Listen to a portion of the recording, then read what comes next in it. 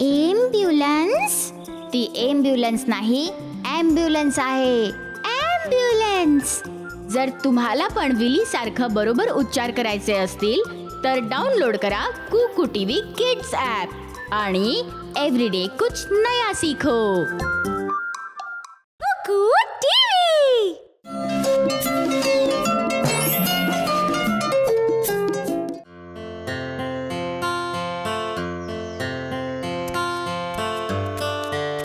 फलोत्पादन बाग म्हणजे काय बाबा? एक अशी बाग जिकडे तुम्हाला भरपूर प्रकारची झाडं मिळतात, तसंच विशेष फळं आणि फुलं असतात. मला फुलं खूप आवडतात. आणि मला फळं आवडतात. मग तुम्हाला ह्या दोन्ही गोष्टी इकडे मिळतील आणि भरपूर मिळतील. किती मस्त फुलं आहेत. बाबा, माझा फोटो काढा आणि आईला दाखवा. ठीक आहे, तिकडे उभी राहा. हे झाड बघा ना, किती वेगळं दिसतंय बाबा. का? ते तर बांबूचं झाड आहे. पण ते असं का आहे? फुलं नाहीत, फळं नाहीत, फक्त काठी सारखंच कंटाळवाणं.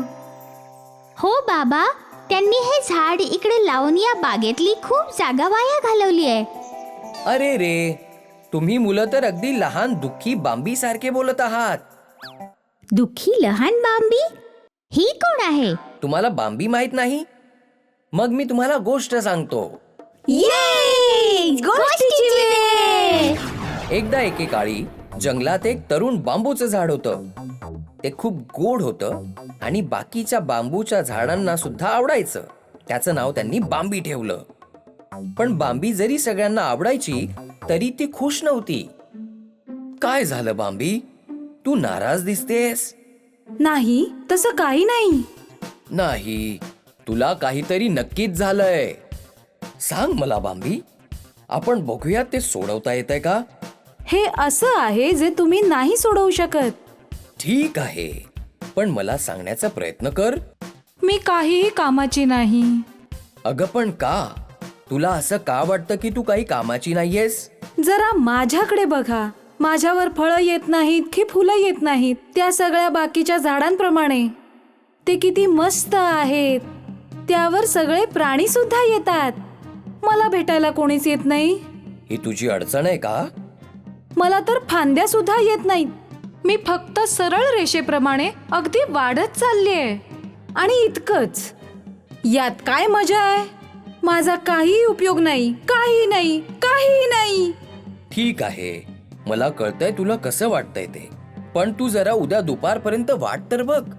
जेव्हा शाळेतून परत येणारी मुलं रस्त्याने जातील तेव्हा मी तुला काहीतरी सांगेन. ते काय आहे? ते तुला कळेलच.